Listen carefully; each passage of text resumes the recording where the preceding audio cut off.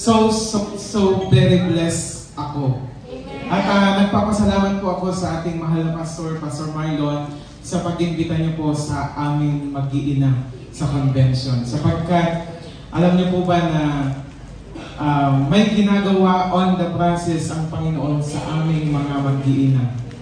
Amen. So, ibinigay niya po sa amin yan na mensahe during our convention. And malalaman niyo naman po lahat yun. Amen. Magpo-post ako sa Facebook, yung mga friends ko dito, malalaman po ninyo. Hallelujah. Let's pray. Lord, dakilang Ama Panginoon, salamat po sa oras na ito, Lord God. Kumilos ka sa kalagitnaan ng bawat isa sa amin, Lord God. Let your words, Lord, fill our hearts this morning, Panginoon. Ibigay mo, Panginoon, ang mensahe mo na nakarapat-dapat na para sa bawat isa sa amin sa umaga nito. Itago niyo po, Lord, ang presensya ko, Lord God, sa iyong presensya upang ikaw po ang siyang mangusap sa bawat isa sa amin, Lord God.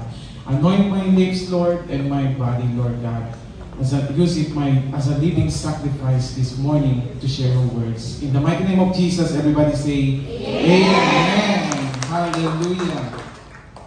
Parang yung energy natin ay parang energy pa rin ng convention. Hallelujah. Parang nakikita ko yung tuloy yung sarili ko nagsasalita sa convention. Ay, Pastor Marlon, ayaw nila. Ayaw nila. Hallelujah. Malay nyo, sa Italy, di po ba? Hallelujah. Kasama nyo ako doon. Praise the Lord. So, sa umagang ito mga kapatid, ang mensahe po ng ating Panginoon sa bawat isa ay pinamagatan ko po the first miracle. Okay, so alam niyo po ba yung first miracle ng ating Panginoon?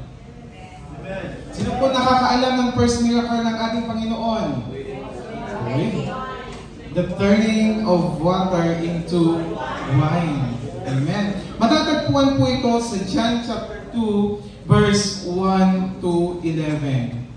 Ang sabi po dito sa verse 1, on the third day, a wedding took place at Cana in Galilee.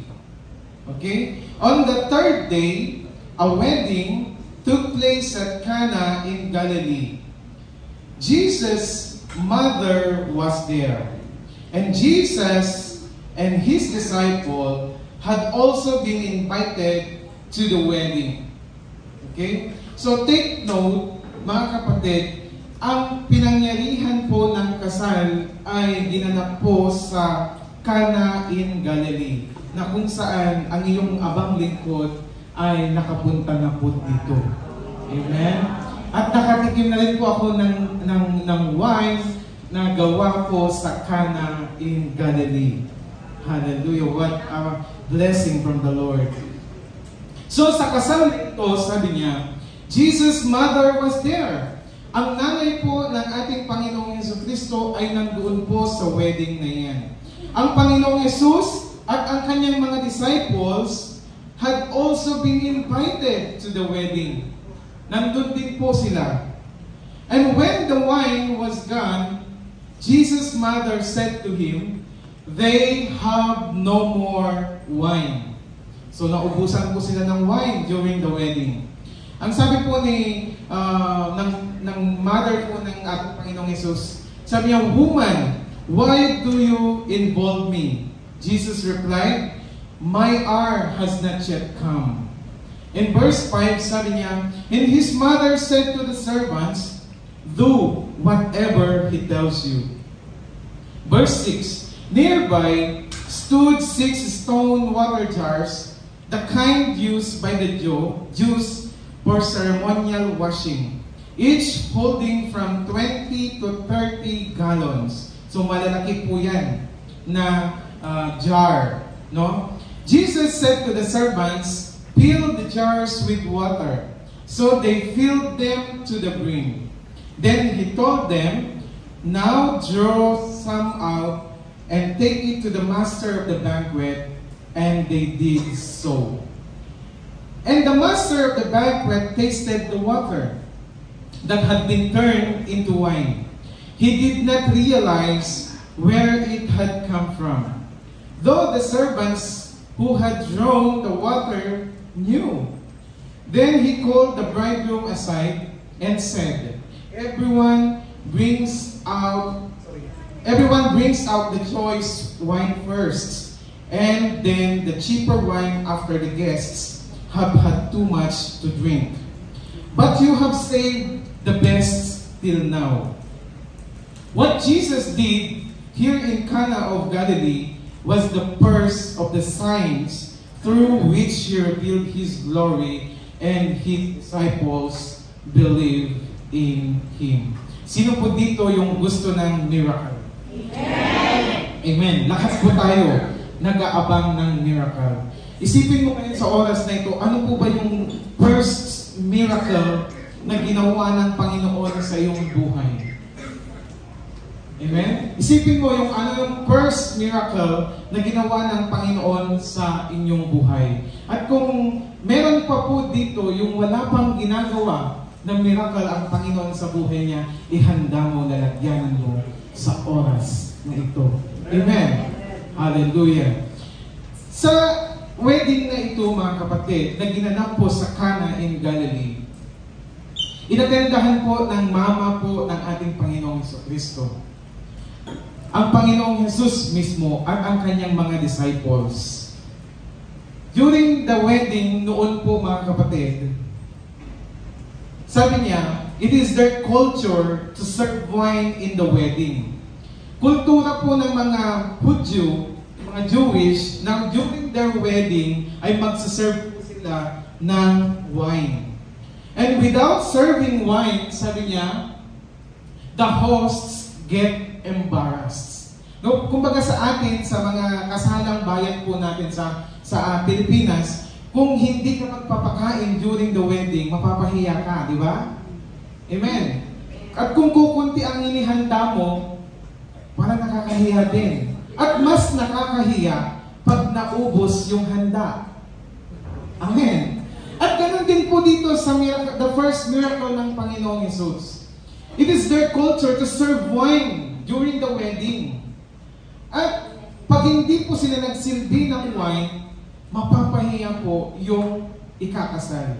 At dito mga kapatid, nangyari na ubusan po ng wine ang mga ikakasal.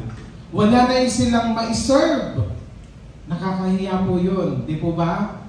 Amen. So, ang importante po sa wine in a wedding, it is in Jewish culture, wine is a sign of joy and celebration. Pag walang wine sa wedding, walang kasiyahan, walang celebration. Okay? Walang malungkot lahat ng bisita. Walang celebration. Amen. Parang may patay, ganon, kung walang wine during their wedding. Ano pa po? Because wine is a sign of blessing and abundance.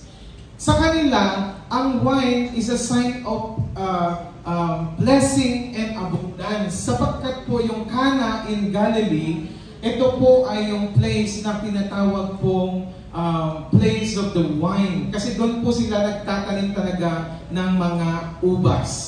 Okay? Na ginagawang wine. So, di ba sa atin, pagka malawak yung lupain mo, na tatamnan mo, medyo mas may kaya sa buhay. Ganun din po dito, mas malawak yung tinatamnan nilang ubas o ubasan, mas maraming blessing at mas abundant sila sa wine. So that's why when they serve wine sa wedding, mga kapatid, it's a sign of blessings and abundance. Ano pa po? Importante po ang wine in a wedding, especially, sabi niya, that weddings at that time lasted for 7 to 8 days. Imagine niyo, ang kasalan ng mga Hudyo noon po, sa atin, meron pong gumagawa 3 days sa Pilipinas. May 4 at 1 linggo rin. No? And dito rin, 7 to 8 days. Imagine nyo gaano karaming wine ang kailangan nilang isilbi. No? 7 to 8 days. So, it may need a lot of wine. Ang Imagine nyo yung gastos po sa magpapakasal. Kumbaga ako, kung wala kong taniman ng wine, medyo magdududa ako na magpapakasal. Kasi mapapahiya lang po ako.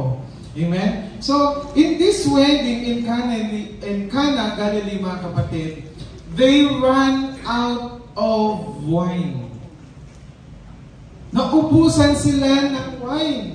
Ang ibig pong sabihin, itong wedding na ito, sabi niya, they lack of joy. They lack of celebration. They lack of blessings. They lack of abundance. Poor planning and poor preparation. Walang masaya, walang selebrasyon, walang pagpapala, walang abundance. Poor planning and poor preparations ang nangyari sa wedding na ito. Amen? Amen po ba? Amen! Naniniwala po ba kayo doon? Amen. Hallelujah. Or kung may wine, or kung marami kang wine sa wedding mo, grabe po yung kasiyahan. Pag marami kang sinisilbing wine, grabeng pagpapala. And do you want to experience the miracle of God this morning, mga kapatid? Nakita po natin dito, pinakita ko sa iyo yung kwento, mga kapatid, is number one, sabi niya, ang kailangan po upang ibigay ng Panginoon ang kanyang miracle is number one, you should invite Jesus. You should invite Jesus. In verse 1, sabi niya, on the third day, a wedding took place at Cana in Galilee. Jesus' mother was there. And Jesus and his disciples had also been invited to the wedding. Dito po, mga kapatid, in-invite po ang Panginoong Jesucristo. Diba? Hindi po aksidenteng naubusan po ng wine ang wedding na iyan. It is a plan of the Lord. Upang ipakita niya na kaya niyang gumawa ng miracle in that wedding. Amen? So, dito mga kapatid, in-invite po nila ang mama po ng ating Panginoong Jesus and Jesus Himself and His disciples. Jesus always went when He was invited. So kung gusto mo ng miracle ng Panginoon, first thing to do is to invite Jesus in your life. Amen. Kung ang buhay mo, kapatid, ay nauubusan ka palagi ng wine, wala kang kasiyahan, walang pagpapala, walang celebration, pag nagdaplano ka, palaging palpak, pag nag-prepare ka, laging kulang. Amen? Number one you will do is to invite Jesus in your life. Yan po ang dapat po na step natin gagawin bago po tayo makakaranas ng miracle ng Panginoon Jesus. How can you experience the miracle of God without inviting Him? Because the presence of God is very important. See? There is hope in the presence of God. Amen. There is love. There is joy. There is peace. There is protection. There is comfort. There is provision. There is rest. There are possibilities. There is compassion. There is strength and power. There is mercy, grace. There is healing and restoration. There is forgiveness. There is everything in the presence of God. Hallelujah. Palapakan po ang Panginoon sa oras na ito. Ibig pong sabihin, anuman ang pangangailangan mo ngayon, anuman ang kulang sa buhay mo, Lord, na parang sa tingin mo ay imposible. No? Di ba naghahanap tayo, pag minsan pag may sakit tayo, parang sinabi ng doktor na imposible nang magamot yan. Amen. Pag sinabi ng doktor, imposible nang magamot yan, kapatid. But in the presence of the Lord. If you invite Jesus in your life, there is everything. Kasama na po yung healing dyan. Amen? Nag-aas ka ng miracle, Lord, give me miracle. Lord, give me miracle. Gumawa ka, kumilos ka, and you don't invite Jesus, then the miracle will not happen. Amen? So kung sino dito may gusto ng miracle ng Panginoon, invite Jesus. Amen? Most of the time, sabi niya, we forget to invite Jesus. Na minsan, kagaya ng okasyon po ninyo, nakakalimutan niyo po akong invite. Si Pastor Marlon lang ang laging nag-i-invite. Amen! Pag mag-birthday naman kayo, invite nyo rin naman ako. Hallelujah. Malapit lang naman po ang Abu Dhabi. Hallelujah. Most of the time, sabi niya, we forget to invite Jesus. Imagine, it's only Jesus always. Imagine, it's only Jesus always who invites. Lagi-lagi na lang ang Panginoon na nag-i-invite. Why not invite Jesus also in your life? Kasi laging pag nagbabasa ka ng Bible, come to me. Sabi ng Panginoon, di po ba? Come unto me, all ye labor and heavy laden. Sabi niya, come unto me and drink. Jesus said unto them, come and dine with me. Ito yung mga invitation ng Panginoon, di po ba? Ini-invite ka niya to come and see. Come and take up your cross. Come away to a secluded place and rest. Come, you blessed of my Father, and inherit the kingdom of God. Lagi tayong ini-invite ng Panginoon. Lagi tayong ini-invite. Pero ang tanong, ini-invite po ba natin ang Panginoon sa buhay natin? Amen? Hallelujah. Kailangan po mga kapatid na invite po natin ang Panginoon, especially in our marriage. Especially in our family. Invite Jesus in your finances. Invite Jesus in your situation. Invite Jesus in business, career, and all other aspects in your life. Kasama na birthday, kasal, at patay. Amen. Kailangan pa rin ang Panginoon Jesus. Amen po ba? Amen. So alam niyo na po ba na or sino dito yung gumawa ng invitation? Mahalaga po ito. Kung kaya niyong gawin pag uwi niyo po sa bahay niyo, gawa ko po kayo ng isang papel na invitation card always for Jesus in your life. Na nakalagay sa inyong Bible, sa bag niyo, or sa wallet niyo. Diba? Pwede naman, Lord, I invite you always in my life. Hindi na lang pulog, God bless you. Hindi na lang pulog, God bless us. Come. Yung mga nakalagay sa door. Why not, Lord, you are welcome. Amen? Amen. Amen. Lord, I invite you. And what if, mga kapatid, Jesus was not invited to the wedding? In that wedding in Cana, Galilee, paano kung hindi in-invite ang Panginoong Jesus? Anong nangyari? Amen? E di walang wine, walang miracle, at walang presensya ng Panginoon in that wedding. Ma-embarrass po yung ikakasal.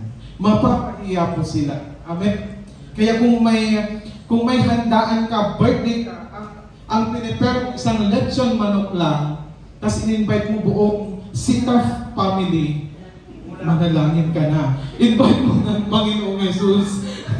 Lord, gawin mong lechon baboy ito. Amen! Hallelujah. Sapagkat kulang ang lechon manok sa Sitaf. Amen. Dapat lechon baboy. Para akong si Pastor Bobby at Malinda ngayon. Naalala ko tuloy si Pastor Bob. Hallelujah. Ay, lechon baka para sa Sitaf? Grabe naman. Amen.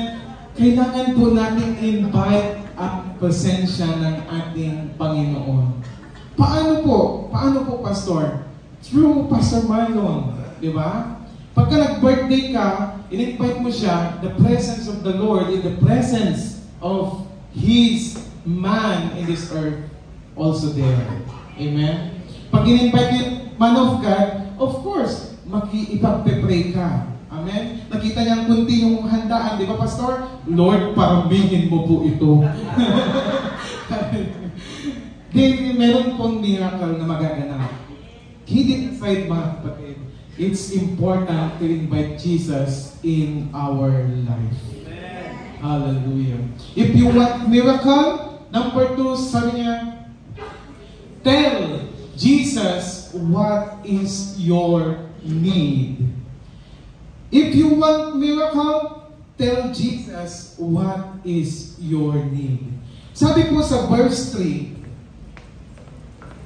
when the wine was gone, sabi niya, Jesus' mother said to him, they have no more wine. Napaka-imposible naman po na hindi po alam ng Panginoong Hesus na naubusan sila ng wine. Alam niya, amen? He knows. Pero pinaalala ng kanyang nanay, Jesus, sabi niya, they have no more wine. Kung baga, ikaw in-invite ka sa birthday, tapos kakarating mo lang, no? Yung kapatid mo wala nang makain. Pastor Marlon, wala na silang pagkain. Amen? Bulungan mo si Pastor Marlon, Pastor, wala na silang pagkain.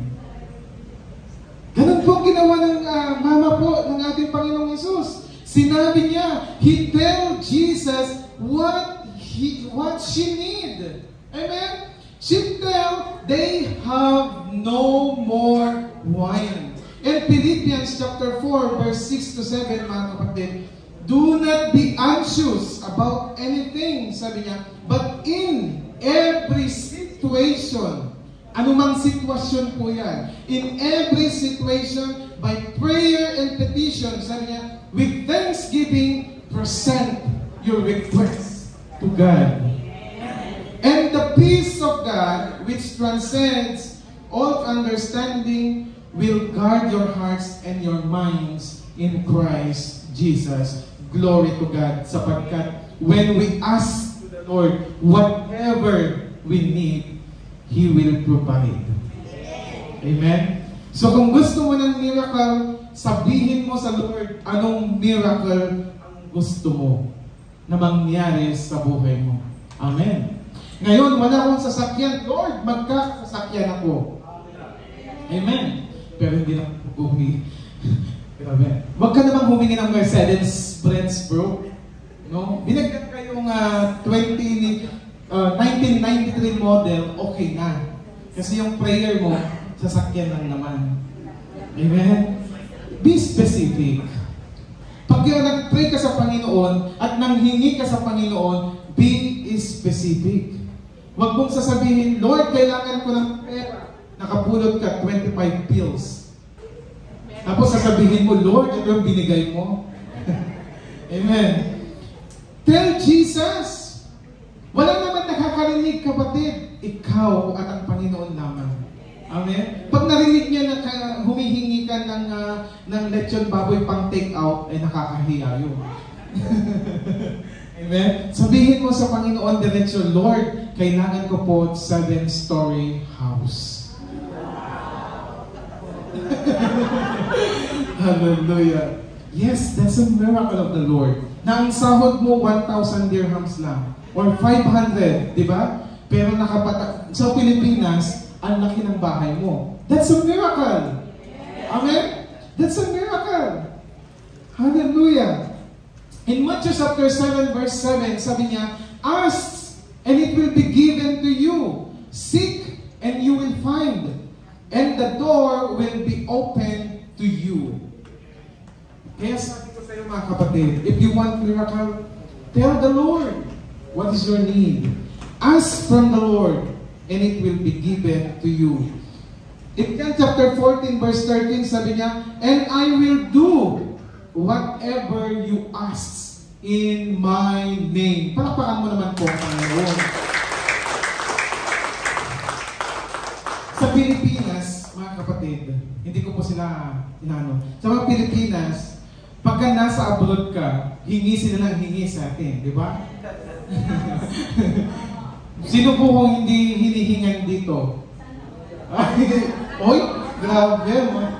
Siguro mag-isa ka na. Talagang hingi po sila ng hingi sa atin, di po ba? Pero kahit wala po tayo dito, ikarkarigatan tayo timangtod. Amen. Kasi nag-ask sila eh. Nag-inarte lang, umiyak lang. Nasakit yung ganito ko. Di ba? Kailangan ng pera pantapal. Amen. Alam mo na yun eh. Pagka nag-inarte lang, masakit yung batok ko, masakit yung likod ko, alam mo na agad yung hinihingi.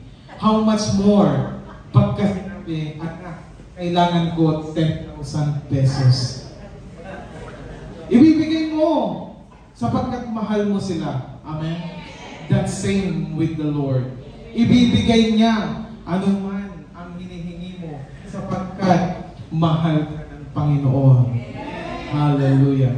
Sabi niya, I will do whatever you ask in my name. In James chapter 4, verse 2, you desire but do not have, so you kill. You covet, but you cannot get what you want, so you quarrel and fight. You do not have because you do not ask God. Kung tingin-tingin ka dito sa left mo, tingin ka nga sa left mo, oh, may gold. Diba? Tingin ka sa left mo, oh, may gold. O tingin ka sa right mo, oh, may Rolex. Diba? Tapos sasabihin, tingin ka sa sarili mo, wala ako.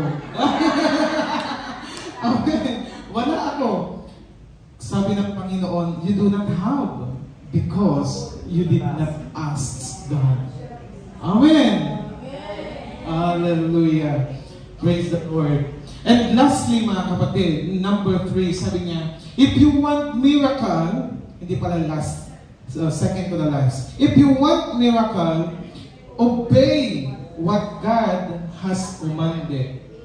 Obey what God has commanded.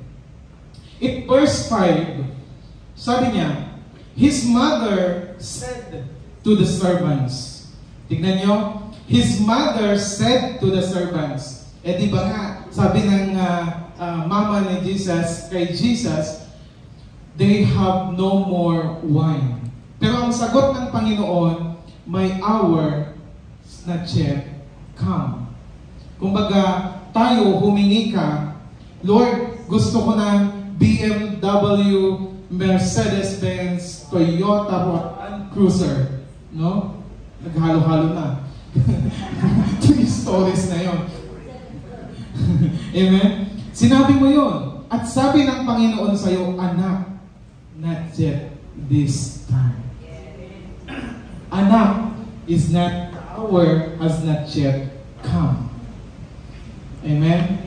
Ibig kong sabihin, hindi lahat ng sinabi or inaas natin sa Panginoon, ibibigay niya agad-agad. Amen. It takes a little bit more while. Kaya sabi niya ng Panginoon kay Mama Mary, sabi niya, they have no more wine. Ay, sorry, baliktad. Si Mama Mary nagsabi kay Jesus, they have no more wine. Ang sagot ng Panginoon, my hour still not yet come. Pero in verse 5, which is yung sinasabi ko, verse 4, in verse 5, his mother said to the servants, di ba kasama yung mga disciples? His mother said to the servants, do whatever he tells you. Ibig kong sabihin, makulit. Makulit po yung nanghihingi. Di ba? Si Mama Mary, makulit siya. Sapagkat sinabi na nga ng Panginoon, not yet come. The hour has not yet come. Pero ang ginawa ni Mama Mary, pinuntahan niya yung mga servants. Pinuntahan niya yung mga disciples. At ang sabi niya, with full alam po ni Mama Mary gagawin niya. Do whatever He tells you. Sinabihan ka ng Panginoon, humingi ka sa Kanya, sinabihan ka, anak, huwag mo na ngayon. Pero, nung sinabing huwag mo na ngayon, ano ang ginawa mong sunod? Hello? Nung humingi ka sa Panginoon, Lord, kailangan ko po ng 1 million peso. Tapos sabi ng Lord, anak, ibibigay ko in 3 years. Still not now. Anong ginawa mo? Tumalikod ka sa Panginoon. Anong ginawa mo? Nagpauyo. Anong ginawa mo? Umutang ka. Kasi kailangan mo urgent. But what God is telling us, yung ginawa po ng nanay po ng Panginoon, she had the big faith. Alam niya na gagawin po ng ating Panginoong Jesucristo. In that moment. Kahit sinabi niya na, my hour has not yet come, sabi ng Panginoon, pero yung sinabihan sa Mama Mary, still have big faith na alam ko, gagawin mo. Kukilos ka, Panginoong Jesucristo. Amen? Ang ginawa lang niya, pumunta sa mga servants and do whatever He tells you. Nearby stood 6 stone water jars, the kind used by the Jews for ceremonial washing, each holding from 20 to 30 gallons. Imagine nyo mga kapatid, if you want miracle from the Lord, obey what God has commanded. Obey! Amen? Of course, before you obey, you should have faith. Hindi ka makakapag-obey without faith. Faith comes before obedience. Remember that. Yung pag nag-o-obey ka lang, na wala kang pananampalataya, parang ginagawa mo lang yung bagay na inutos sa'yo na masakit ang loob mo. Amen? Ganon din po dito. You must have faith before obedience. So in verse 6, nearby stood 6 stone water jars. Malapit sa kanila, meron pong 6 na jar na malalaki at ginagamit po itong jar na ito for ceremonial washing. Ano pong ibig sabihin nito? Mga kapatid, ito po ay yung pinaghuhugasan ng kamay. Papasok po sa banquet hall. Lahat ng a-attend, maghuhugas po ng kamay. Amen? Through these 6 jars. Ginagamit po itong mga jars na ito for ceremonial washing. Ang ibig pong sabihin, mga kapatid, ay madumi na jar. Each holding from 20 to 30 gallons. Ganun po kalalaki. In verse 7, take note, sabi niya, Jesus said to the servants, servants, fill the jars with water. Nagsisimula na ang Panginoon sa kanyang miracle. Because si Mama Mary na nagsabing no more wine, nung sinabihan, wag muna ngayon, makulit. Amen? Pinuntahan niya yung servant ng Lord. So, puntahan mo din si Pastor Marlon. Baka gagamitin siya ng Panginoon. Baka may 1 million pesos siya. Amen? Pastor. Amen. That's reality. Ito po ang ginawa po ng ating Mama Mary. So Jesus said to the servants, fill the jars with water. So they filled them to the brim. Nag-obey po ba sila sa utos ng Panginoon? Yes. They have obeyed the command of Jesus. So they filled them to the brim. Talagang hanggang sa, alam niyo yung labi ng jar? Pinuno po itong mga jars ng tubig. When he told them, now draw some out and take it to the master of the banquet. And they did. Sinabi ng Panginoong Hesus, punuin niyo itong mga jar na ito. Nakita mo bang nilinis, sis? Hindi naman po nilinis yung jar. Ginagamit po ito na for ceremonial washing. Pero sinabi po niya dito, nilinis at hinugasan. Amen. Obey what God has commanded.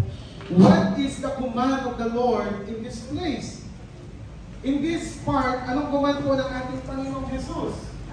Ang command niya is to fill with water. Hindi po niya sinabihan, nung sinabi ng Lord na punuin niyo ng tubig, hindi naman po sinabi, thank you, sis. Hello. Hello? Hello? Hello? Hello? Hello? Yes. Amen. Look! May natutulog na daw kasi sila. Amen. Kaya nanggugulat si Mike. Hallelujah. Tignan niyo po dito mga kapatid. Take a look specifically ano ang obey ng Panginoong Hesus sa kanila. Ang obey ba, hugasan niyo muna yung jar, lagyan ng tubig. Hindi naman po. Amen? But what God or what Jesus has commanded them is fill the jars with water. Minsan pag nag-obey kasi tayo, mas matalino kasi tayo sa nag-uutos. Amen. Pag sinabihan nga tayo na maghugas ka doon sa labas kasi yung bomba doon, di ba? Ayaw mo magmasnaan. Saan ang tagal masnaan, sis? Ayaw mo umupo sa sahig. Di ba? Gusto mo sa kusina na may lababo. Komportable. Walang kuryente, anak. Hindi mag-i-give ka pa. Minsan kasi mga kapatid, mas matalino po tayo sa nag-uutos. Amen? Kung ako yun, sasabihin ko sa Panginoon, Lord, marumi yan. Bakit ko pifill ng jar? Ginagamit po ito for ceremonial washing. Hello? Amen? Siguro kung ako yung disciple nandun, Lord, pwedeng hugasan ko muna? Para malinis kasi gagawin mong wine. Amen? But sometimes, be careful mga kapatid, how to obey. Kung ito ang sinasabi, obedience is not only just to do what He has commanded. Amen. Ginagamit din po yung utak sa pag-obey. Hallelujah. Amen po ba? Parang ayaw po nila. In Deuteronomy 28:1, sabi niya in verse 28, if you fully obey the Lord your God and carefully, amen.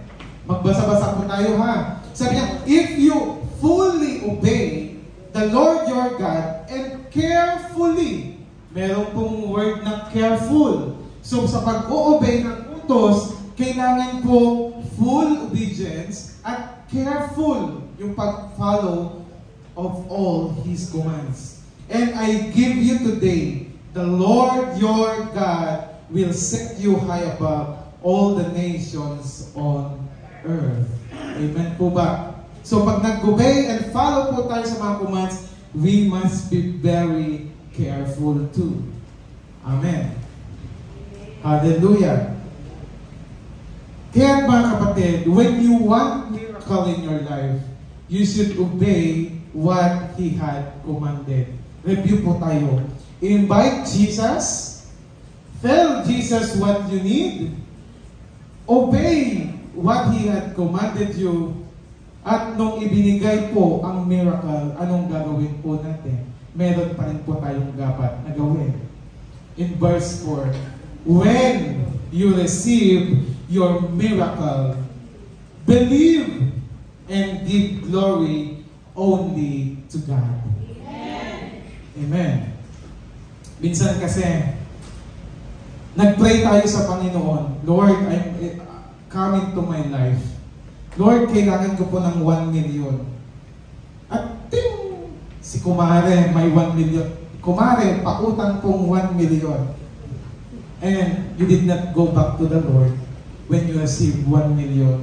Nagpasalamat ka kay kumare. Kumare, salamat, niligtas mo ang pangangailangan ko. But you forget God. Amen? You forget who made a way for you to have that 1 million peso that you need. That's why, mga kapatid, when you receive your miracle, believe and give glory only to God. Tignan po natin ang nangyari, mga kapatid. In verse 9, and the master of the banquet tasted the water that had been turned into wine. Di po ba? Sabi ng Panginoon, punuin niyo yung jars with water and draw out some of that water in that jar. And in verse 9, give to the master of the banquet, sabi ng Panginoon. And the master of the banquet tasted the water that had been turned into wine. Sino po yung master of banquet kanina? Si Sister Marga. Diba? Si Sister Marga. Doon din sa wedding, meron silang MC. Di po ba? May host. So, binigay po sa master of the banquet. And he tasted the water that had been turned into wine. He did not realize where it had come from. Kasi po, nung ibinigay naman sa kanya, wala naman kasi siya doon sa ginanapan na miracle. Tama? Pero, nung ibinigay at ipinainom sa kanya, of course, hindi niya alam kung saan nanggaling. He did not realize where it had come from. Though the servants who had drawn the water knew. Alam po ng mga servants, alam po ni pastor kung saan galing yung blessing. Ayan. Alam po ng man of God, ng servants, kung saan galing. They knew it, that it had come from the Lord Jesus Himself. But the master of the banquet, mga kapatid, he don't know. He did not realize where it had come from. Hindi niya alam kung saan galing tong miracle na ito. And verse 10, and said, sabi niya, everyone brings out the choice wine first. Doon kasi sa wedding, mga kapatid, no, isiniserve muna yung pinaka-the best. At kung nalasing na sila, sa kanila isisilbi yung cheaper wine. Kasi nga nalasing na sila eh. Hindi na nila alam kung ano iniinom nila. Kahit bigyan mo ng tubig, pag nalasing na sila, di po ba tayo pag may pagkain, dinanasahan muna natin. Di po ba? Dinanasahan natin kung masarap. Oh, sige, take out ako. Kasi, mga kapatid, everyone brings out the choice wine first. Talagang nilalagay. Pag nagpakain ka muna, yung mga porcelain at yung mga susunod na sabong isaba. Ay, umbang isaba. Ay, paper plate naman. Amen? Ganun na nga po, mga kapatid. Even here, ang siniserve na muna na wine, yung pinaka-expensive wine. At sabi niya, and then the cheaper wine after the guest had too much to drink. But, pero may but na siya. In this wedding, you have saved the best till now. Amen. Pero itong wedding na ito, sabi niya, you have saved the best till now. Kasi, nung natikman niya yung ibinigay na wine sa kanya, galing sa miracle, that's the miracle of God. Amen. That's the miracle of God. That's the sweetest. And that is the most expensive wine. And that is the best wine ever. Amen. Hallelujah. Palakpakan mo naman po ang Panginoon. Imagine, sabi ng master of the banquet, itong kasalan na to, wow! No? Hindi cheaper yung last, but you have saved the best until now. Yun pa rin yung wine na pinaka-the best. Hallelujah! Because sabi niya, God is a God of excellence and quality. Of course, ang ibinibigay ng Panginoon, excellent and quality. Delicious. Amen? Kumbaga sa lechon baboy, cracking. Amen? Crunchy. Hallelujah. Kasi galing nga po sa Panginoon. And what Jesus did here in Cana, in verse 11, sabi niya, what Jesus did here in Cana of Galilee was the first of the signs through which He revealed His glory. And His disciples believed in Him. Hallelujah. Praise the Lord. So when you receive your miracle, kapatid, automatic, supposedly, balik po tayo sa Panginoon. You should know where it come from. Dapat alam mo kung saan galing. Hindi kagaya po ng master of the banquet, hindi niya alam kung saan galing. That's why, mga kapatid, when you receive your miracle, believe. Come give glory only to God. Hallelujah. Because in this wedding, ipinakita po ang first of the signs through which He revealed His glory, and His disciples believed in Him. Amen. Pagka may milagro ang kapitbahay, hala, saan naman kinuha ni kapitbahay yung pinambili ng Mercedes-Benz? Di ba, pinagkismisan mo ba? Hindi mo alam, kapatid, may ipon siya. Amen? Ay, nagpa-birthday si ang bonggang-bongga. Hallelujah. Ikaw ba naniniwala saan galing ang miracle ng Panginoon? And summary and conclusion. Sorry, it takes a little bit more time, Pastor. Sorry. Summary conclusions. Do you want to experience the miracle of God? Yeah. Number one, invite Jesus. Tell Jesus what you need. Obey what God has commanded to you. And when you receive your miracle, believe and give glory only to God. Hallelujah. Praise the Lord. Purihin po ang Panginoon. Because if Jesus can turn water into wine, be ready. Jesus can turn our sufferings into joy. He can turn our brokenness into wholeness. He can turn our defeat into victory. Despair into hope. Worries into peace. Ordinary to extraordinary. Death to life. Hallelujah. Praise God. Kung dati, hindi ka maganda, hindi ka gwapo, ngayon, pogi ka na. Maganda ka. Hallelujah. Hallelujah. Diba? Nung una kong makita, ang itim-itim niya. Nung pumunta na sa Abu Dhabi, ang puti-puti niya. That's a miracle! Hallelujah! From dark to white. Hallelujah! Dati kulot yung buhok niya, now nagpaiban. Straight! Miracle! Hallelujah! Praise the Lord! And this is the most important thing of all, mga kapatid. The wine na sinasabi po dito symbolizes the blood of Jesus. It is the salvation for all.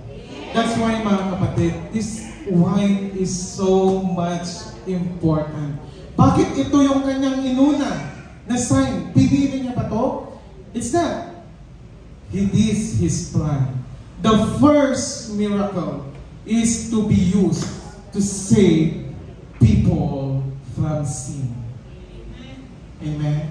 Gagamitin niya kasi itong wine na ito to save you and me.